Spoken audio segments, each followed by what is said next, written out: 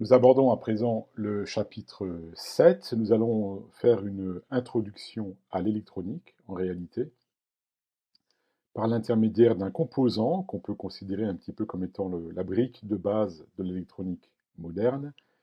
C'est l'amplificateur opérationnel qu'on trouve aussi dans la littérature sous le nom d'amplificateur linéaire intégré, ALI. C'est un composant qui est apparu il y a déjà bien longtemps et qui aujourd'hui est encore très utilisé, mais bien sûr qui a été complexifié au fur et à mesure. Et c'est un composant qu'il est hors de question d'étudier moyennant une étude analytique qui consisterait à le décomposer dans ses parties élémentaires que vous voyez ici. C'est un schéma interne d'une référence, amplificateur opérationnel à 22 transistors, et vous comprenez bien qu'il n'est pas question, suite aux quelques chapitres que nous avons vus ensemble, d'étudier un tel composant, qui s'étudie plutôt bloc par bloc ou étage par étage que par l'intermédiaire de toutes les équations électriques qu'on peut écrire sur ce composant. Donc en fait, nous allons faire une étude fonctionnelle, une étude systémique, c'est-à-dire que nous allons regarder quelles sont les relations que le composant entretient en fait avec son entourage. Donc on va renoncer au fonctionnement interne, qui nous est inaccessible, et on va le voir comme une boîte noire en réalité, qui est pourvue essentiellement de deux entrées, une notée moins et une notée plus, et une qui est notée comme étant la sortie. Et en plus, il y a aussi des broches d'alimentation, mais qu'en général, on ne représente pas. On en reparlera un peu plus tard. Alors, on appelle V- la tension qu'on met sur l'entrée inverseuse, l'entrée qui est notée moins. V+, la tension qu'on met sur l'entrée plus. Vs, évidemment, la tension de sortie. Et il faut admettre que les courants d'entrée, en fait, les courants d'entrée, I- et I+, donc les courants qui pénètrent dans les deux entrées, inverseuses, moins, et non inverseuses, en fait, sont extrêmement faibles. Et en fait, on les négligera toujours. Ils sont peut-être de l'ordre du micro-ampère, voire moins pour des références récentes. Et ça veut dire que, en fait, nous allons nous limiter à un modèle un peu simpliste, mais qui va être extrêmement très efficace pour calculer facilement, en fait, ce qu'on appelle des fonctions de transfert pour différents types de montages. Et c'est ça qui va nous ouvrir, en fait, qui va lever un petit peu le voile sur l'électronique analogique telle qu'elle se pratique aujourd'hui. Donc j'insiste sur le fait que l'ampli-op, moi je l'appellerai dorénavant ampli-op, mais vous le trouverez souvent sous l'appellation ALI ou ALI, il faut qu'il soit alimenté. Donc en général, il est alimenté en symétrique avec une tension plus VCC et une tension moins VCC qui sont souvent symétriques, par exemple plus 15 et moins 15 volts, ou plus 12 et moins 12 volts. On n'est pas obligé au sens strict de l'alimenter avec des tensions symétriques. On peut trouver des exceptions, mais c'est quand même en général le cas dans 90% des cas. Alors, on peut donc hein, revoir, si vous voulez, le schéma interne en rembobinant, si on veut, cette vidéo. Donc c'est une référence du fondeur Texas Instruments, qui comprend quand même 22 transistors. Et c'est clair que pour fabriquer un tel composant, évidemment, il faut être capable d'analyser ce type de schéma interne, ou même ne serait-ce que pour l'améliorer, pour le modifier. Mais c'est un niveau de description qui, pour l'instant, nous est inaccessible. C'est plutôt le niveau de description des élèves ou étudiants ingénieurs qui sont en cycle de formation troisième, voire quatrième année dans leur formation respective. Donc nous allons nous en tenir au modèle simple, voire simpliste, mais qui permet quand même de dire beaucoup de choses. Et dans ce modèle simple, en fait, la tension de sortie est donnée par un gain qu'on dit différentiel, G indice D comme gain différentiel, que multiplie en fait la différence V plus moins V moins. Et ce qui est intéressant, c'est que ce gain différentiel est très grand. D'ailleurs, vous avez vu sur le schéma précédent qu'on met le symbole de l'infini. Il est infiniment grand, évidemment, approximativement, hein, mais typiquement, il vaut peut-être 10 puissance 5 ou 10 puissance 6, voire plus, sur des modèles performants. Alors vous allez me dire, oui, mais Si ce gain est très grand, ça veut dire qu'à la moindre différence de potentiel, V plus moins V moins, évidemment la tension de sortie va devenir énorme. C'est vrai. Et c'est pour ça qu'il faudra commenter de façon très très très précautionneuse en fait les deux modes, les deux fonctions principales dans lesquelles on utilise l'amplificateur opérationnel, qui correspondent à deux fonctionnements. Petit a, le fonctionnement en mode saturé, sur lequel nous consacrerons la vidéo suivante. Et en mode saturé, vous avez V+, qui est différent de V-, et par conséquent, Vs, puisque Vs c'est le produit de cette différence que multiplie un gain énorme, ça veut dire que Vs, en fait, va saturer. Parce que la tension de sortie ne peut pas être supérieure aux tensions d'alimentation. Donc Vs vaudra soit plus Vsat, Vsat, la tension de saturation de la sortie, qui sera un petit peu inférieure à plus VCC, peut-être de l'ordre de quelques dixièmes de volts, ou alors Vs vaudra moins Vsat, c'est-à-dire à peu près moins VCC. Typiquement, si vous alimentez votre ampli en plus 15 volts, peut-être que Vsat sera aux alentours de 14 volts ou un petit peu plus. Ça, c'est le mode saturé. Mais en mode linéaire, ce qui est un mode qui est un peu déconcertant, on va considérer que V+ est pratiquement égal à V-, et dans la pratique, on les prendra identiques, V+ égale V-, et à ce moment-là, la tension de sortie Vs, ça sera en fait un infiniment grand GD fois une valeur nulle, et on aura des tensions de sortie qui seront comprises et qui évolueront de façon linéaire entre moins Vsat et plus Vsat. Alors, donc, on va en rester, en fait, pour l'instant, à une description un peu qualitative du mode linéaire. Et pour comprendre comment ça marche, nous allons étudier un schéma qui existe, et d'ailleurs qui a une utilité fonctionnelle, c'est le montage qu'on appelle suiveur. Alors regardez exactement comment ça fonctionne. Donc en fait, la tension d'entrée, elle est envoyée directement sur l'entrée V+. VE, c'est pris par rapport à la masse, le 0 volt. Les tensions d'alimentation ne sont pas représentées. Et en fait, la sortie est rebouclée. C'est ça la base du mode linéaire. On dit qu'il y a une rétroaction de la sortie sur l'entrée, et plus précisément sur l'entrée inverseuse. Et nous allons, de façon un peu qualitative, regarder un petit peu comment ça fonctionne. Donc en mode linéaire, nous allons admettre, mais aussi, on va peut-être pas le démontrer au sens strict, mais nous allons avoir un peu une espèce d'intuition sur le fait que V+ va pratiquement être égal à V-. La différence va être quasi nulle.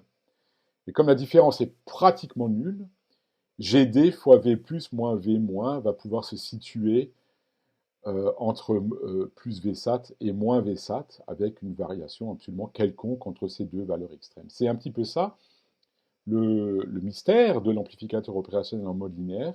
C'est un peu déconcertant pour les grands débutants, donc on va consacrer les quelques minutes qui suivent à expliquer un petit peu comment, en fait, on peut avoir ce fonctionnement assez curieux, où l'entrée V+ est quasiment égale à l'entrée V-, et on prend, en fait, dans les faits, l'égalité. On prend l'égalité. Et à ce moment-là, Vs varie linéairement entre moins Vsat et plus Vsat, parce que le gain différentiel, lui, si V plus ou moins V- tend vers 0, le gain différentiel, lui, il tend vers l'infini. Alors en fait, la théorie qu'il y a là derrière, c'est une théorie qui est assez compliquée, qu'il est absolument hors de question de regarder ici. C'est plutôt aussi une grande discipline qu'on étudie typiquement en école d'ingénieur, au niveau Bac plus 3, Bac plus 4. C'est la théorie dite des systèmes asservis. En fait, l'ampli-op fonctionne en mode asservi. On parle aussi de régulation automatique ou de contrôle commande, ça c'est autant de synonymes. Alors on va regarder ici un petit peu le fonctionnement. Donc on va admettre que VE est égal à 3 volts pour fixer les idées, pour avoir des valeurs qui soient réalistes. Et par conséquent, on va admettre, puisque V- est égal à V+, dans ce mode linéaire, eh bien Vs étant égal à V-, Vs étant égal à V-, puisqu'on met un câble entre la sortie et l'entrée moins, on va admettre que Vs est aussi égal à 3 volts. Or, donc, comme Vs est égal au gain différentiel fois la différence entre V+ et V-, ben, ça veut dire que la valeur quasi nulle de la différence V+ moins V- est multipliée par un gain qui tend vers l'infini pour avoir Vs égal à 3 volts. Maintenant, imaginons que VE croît un peu. Et typiquement, on va rajouter un millivolt. Donc VE passe de 3 volts à 3,001 volts. Donc, faisant l'hypothèse que le circuit met un certain temps pour élaborer sa nouvelle sortie, on a, en attente de ce certain temps, on a V plus moins V moins qui vaut à peu près 1 millivolt. Mais cette différence est multipliée par un gain qui est énorme, 10 puissance 6. Ça veut dire que Vs devient très grand. Vs tend vers l'infini, ou en tout cas vers quelques milliers de volts. Mais Vs est bouclé sur V-. Donc à peine Vs a-t-il commencé sa croissance énorme, puisqu'il va tendre vers des milliers de volts, puisque Vs est rebouclé sur V-, ça veut dire que la différence V plus moins V-, elle décroît. Elle décroît puisque V-, lui, croît.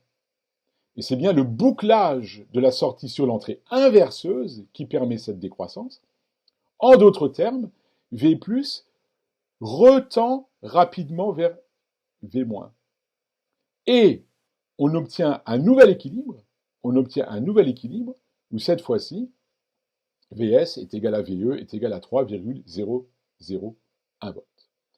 Alors qu'est-ce qui se serait passé si on avait câblé en bouclant la sortie sur l'entrée plus? Là, regardez bien exactement, là, encore une fois, c'est très qualitatif tout ça, mais ça peut suffire pour une pensée un peu intuitive. Alors, si Vs est bouclé sur l'entrée plus, dès lors que VE croît un peu,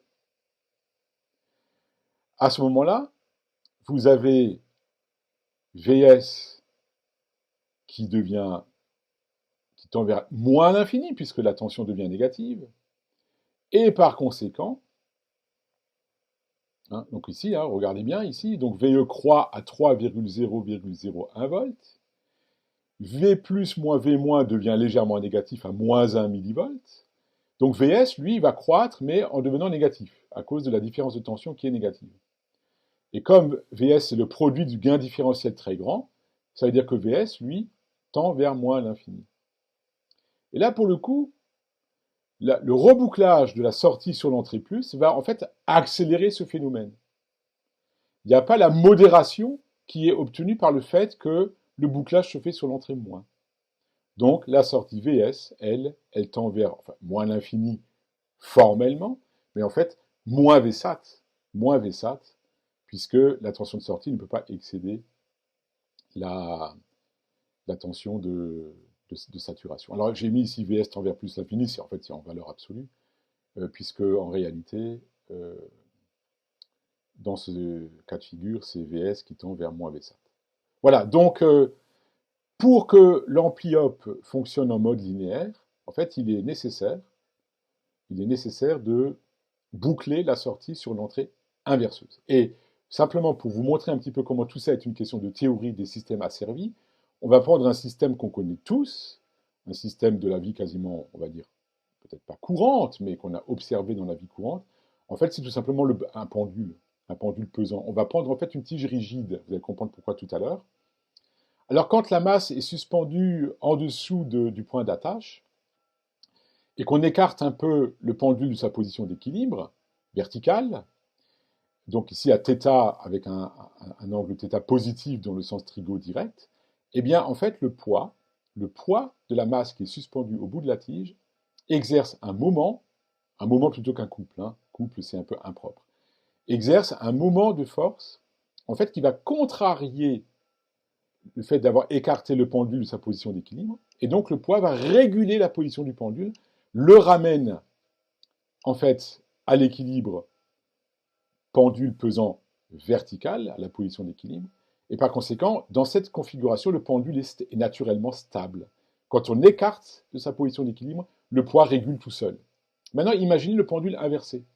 Et bien là, vous avez un système à équilibre instable. Parce que si vous écartez un petit peu la tige de sa position d'équilibre ici avec un θ, encore une fois positif, dans le sens trigo, et bien cette fois-ci, le moment du poids va renforcer cet écart et le système, il est, lui, naturellement instable. Donc pour le stabiliser, on a besoin, comme c'est le cas ici, en fait, vous voyez, on a besoin ici, en fait, que le chariot doit se déplacer un petit peu pour compenser, en fait, les petites variations qui se font au sommet de la tige pour obtenir un équilibre. Et ça, en fait, c'est la problématique de la régulation automatique ou la régulation, ou disons la théorie des systèmes asservis. C'est-à-dire pour récupérer l'équilibre du pendule inversé, il est nécessaire, lorsqu'il y a un petit θ qui se fait jour, vous voyez ici, au niveau de la base du pendule, ici, quand θ est positif, eh bien, il faut ici que le chariot se déplace un petit peu vers la gauche, ici, voilà,